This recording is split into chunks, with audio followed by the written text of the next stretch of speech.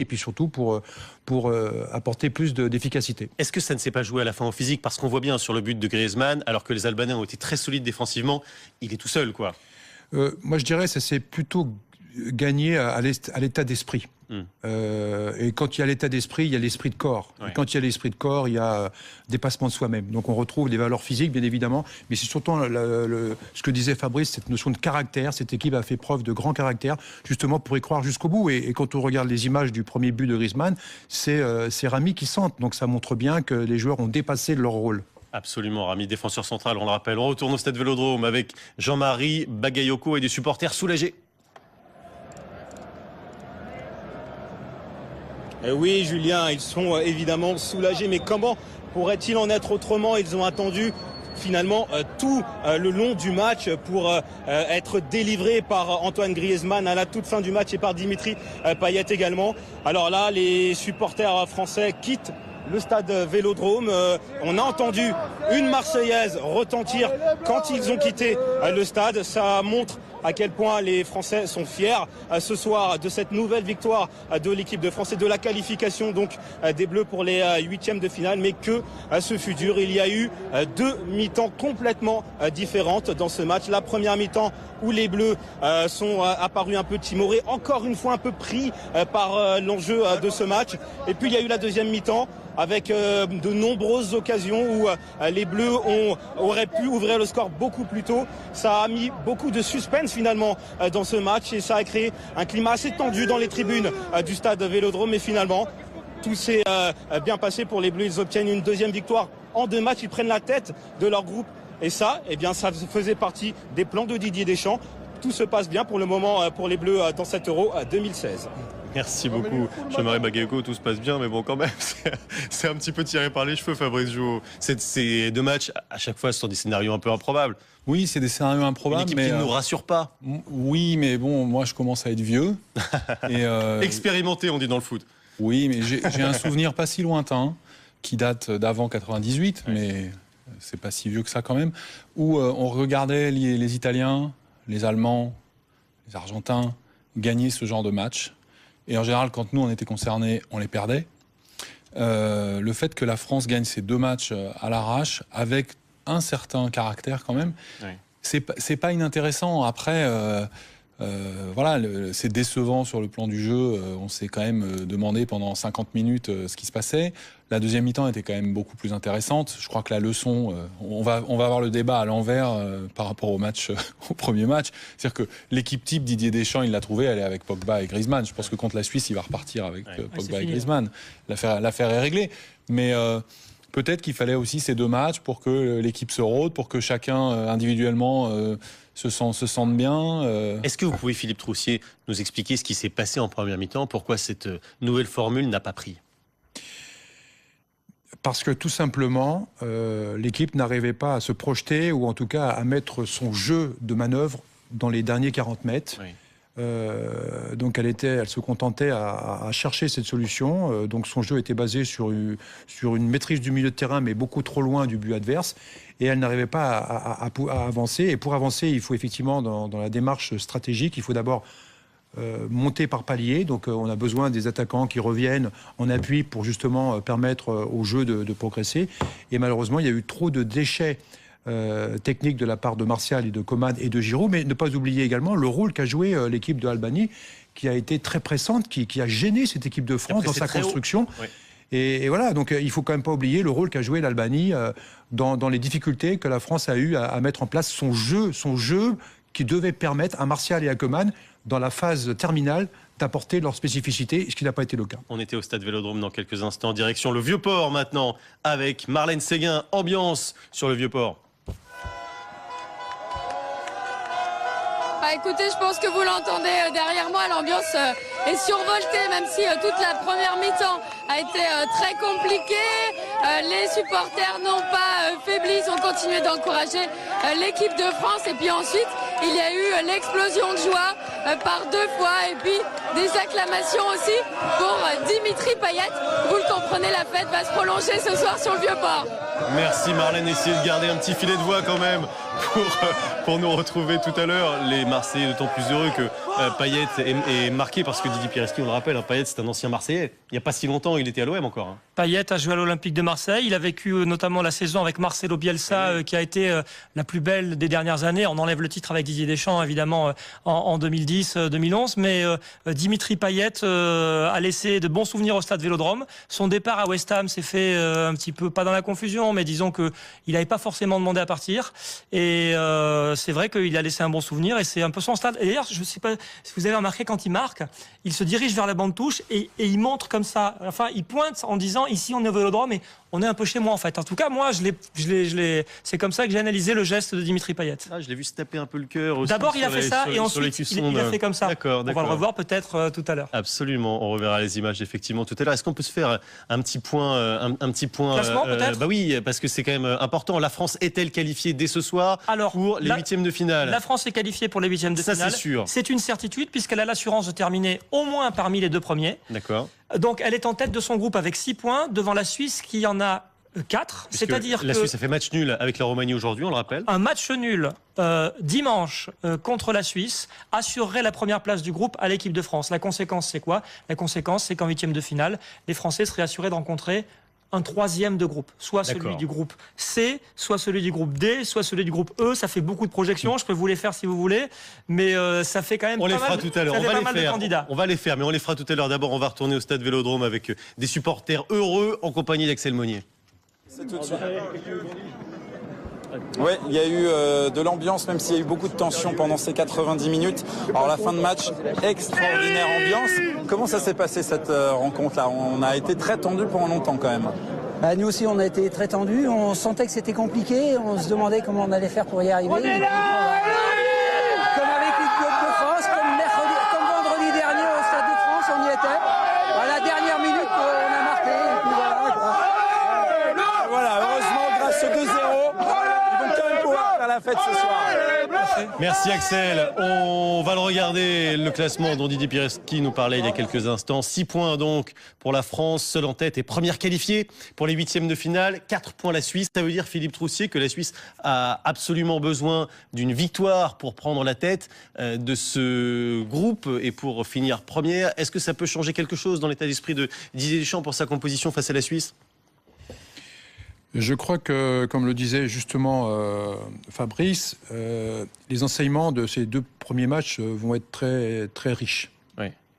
Justement, ça a eu le mérite au moins de construire cette équipe. Ne pas oublier que même si la France n'est pas dans l'inconnu, elle a traversé pendant 2 années le désert de compétitivité. Mais la France, ce soir, elle fait la fête. Je vous retrouve dans quelques instants parce qu'on voudrait voir une image sur la Tour Eiffel. La Tour Eiffel qui est en bleu, blanc, rouge. Une image que vous apercevez depuis le Champ de Mars, Cécile Bartoli, depuis la fan zone.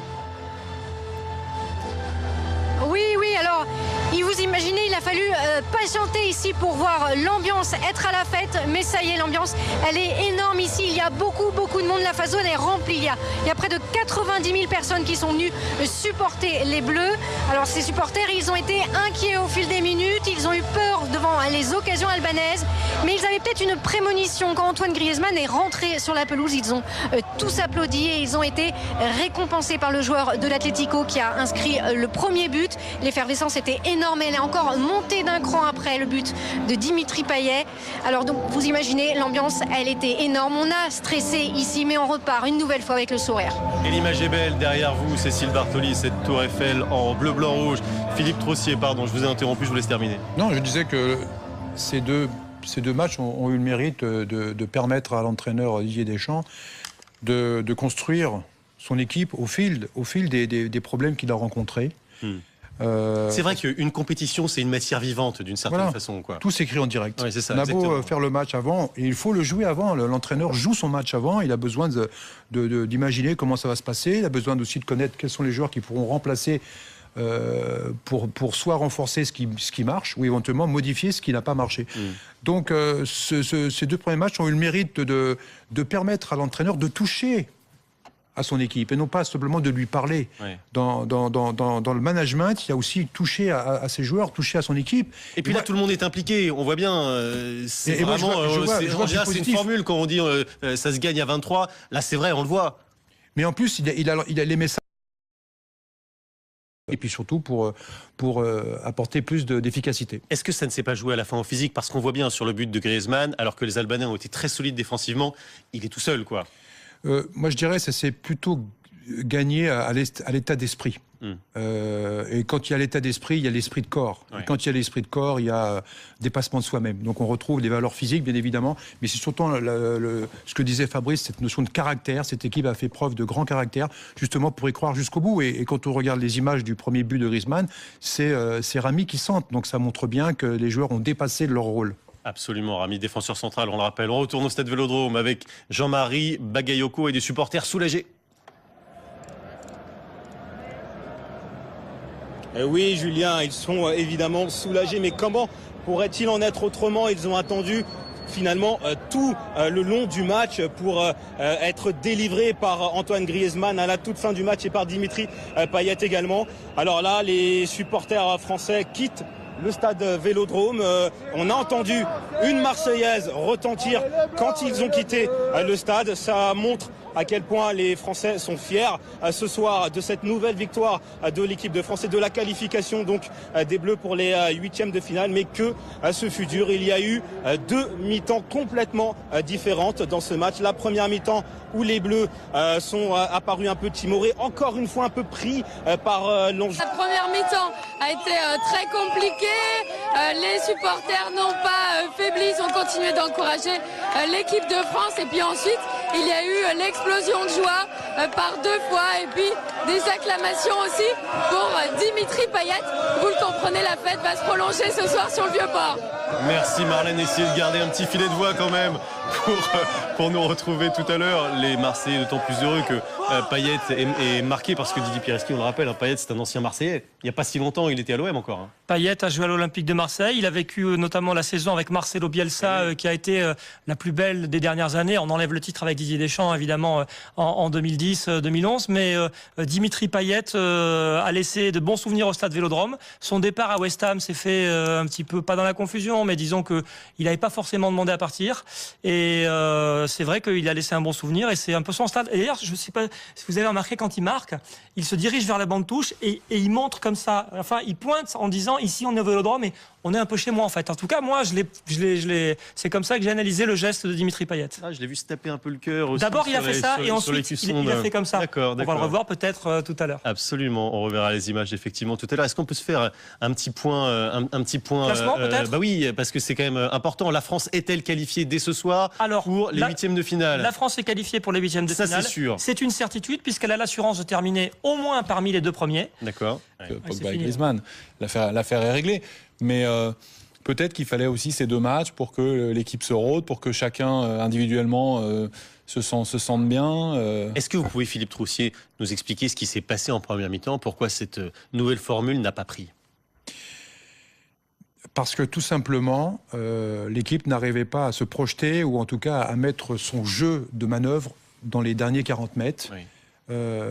Donc elle se contentait à chercher cette solution. Donc son jeu était basé sur une maîtrise du milieu de terrain, mais beaucoup trop loin du but adverse. Et elle n'arrivait pas à avancer. Et pour avancer, il faut effectivement, dans la démarche stratégique, il faut d'abord monter par palier. Donc on a besoin des attaquants qui reviennent en appui pour justement permettre au jeu de progresser. Et malheureusement, il y a eu trop de déchets technique de la part de Martial et de Coman et de Giroud, mais ne pas oublier également le rôle qu'a joué l'équipe de Albanie, qui a été très pressante, qui a gêné cette équipe de France dans sa construction. Oui. Et voilà, donc il faut quand même pas oublier le rôle qu'a joué l'Albanie dans les difficultés que la France a eu à mettre en place son jeu qui devait permettre à Martial et à Coman, dans la phase terminale, d'apporter leur spécificité, ce qui n'a pas été le cas. On était au stade Vélodrome dans quelques instants, direction le Vieux-Port maintenant, avec Marlène Séguin, ambiance sur le Vieux-Port. Écoutez, je pense que vous l'entendez derrière moi, l'ambiance est survoltée, même si toute la... Donc elle est en tête de son groupe avec 6 points, devant la Suisse qui en a 4. C'est-à-dire que la Suisse a fait match nul avec la Roumanie aujourd'hui, on le rappelle. un match nul dimanche contre la Suisse assurerait la première place du groupe à l'équipe de France. La conséquence, c'est quoi? La conséquence, c'est qu'en huitième de finale, les Français seraient assurés de rencontrer un troisième de groupe, soit celui du groupe C, soit celui du groupe D, soit celui du groupe E. Ça fait beaucoup de projections, je peux vous les faire si vous voulez, mais ça fait quand même on les fera tout à l'heure. On va les faire. On va les faire, mais on les fera tout à l'heure. D'abord, on va retourner au stade Vélodrome avec des supporters heureux en compagnie d'Axel Monnier. C'est tout de suite. Oui, il y a eu de l'ambiance, même s'il y a eu beaucoup de tensions pendant ces 90 minutes. Alors la fin de match, extraordinaire ambiance. Comment ça s'est passé cette rencontre-là? On a été très tendu pendant longtemps quand même. Nous aussi, on a été très tendus. On sentait que c'était compliqué. On se demandait comment on allait faire pour y arriver. Comme avec l'équipe de France, comme vendredi dernier au Stade de France, on y était. À la dernière minute, on a marqué. Et puis voilà, heureusement, grâce au 2-0, ils vont quand même pouvoir faire la fête ce soir. Merci Axel. On va le regarder, le classement dont Didier Pireschi nous parlait il y a quelques instants. 6 points donc pour la France, seule en tête et première qualifiée pour les huitièmes de finale. 4 points la Suisse. Ça veut dire, Philippe Troussier, que la Suisse a absolument besoin d'une victoire pour prendre la tête de ce groupe et pour finir premier. De ce match. Et puis il y a eu la deuxième mi-temps avec de nombreuses occasions où les Bleus auraient pu ouvrir le score beaucoup plus tôt. Ça a mis beaucoup de suspense finalement dans ce match et ça a créé un climat assez tendu dans les tribunes du stade Vélodrome. Mais finalement, tout s'est bien passé pour les Bleus. Ils obtiennent une deuxième victoire en 2 matchs. Ils prennent la tête de leur groupe. Et ça, eh bien, ça faisait partie des plans de Didier Deschamps. Tout se passe bien pour le moment pour les Bleus dans cet Euro 2016. Merci beaucoup, Jean-Marie Bagayoko, tout se passe bien, mais bon, quand même, c'est un petit peu tiré par les cheveux, Fabrice Jouot. Ces 2 matchs, à chaque fois, ce sont des scénarios un peu improbables. Oui, c'est des scénarios improbables. Une équipe qui ne nous rassure pas. Oui, mais bon, moi, je commence à être vieux. Et expérimenté, on dit dans le foot.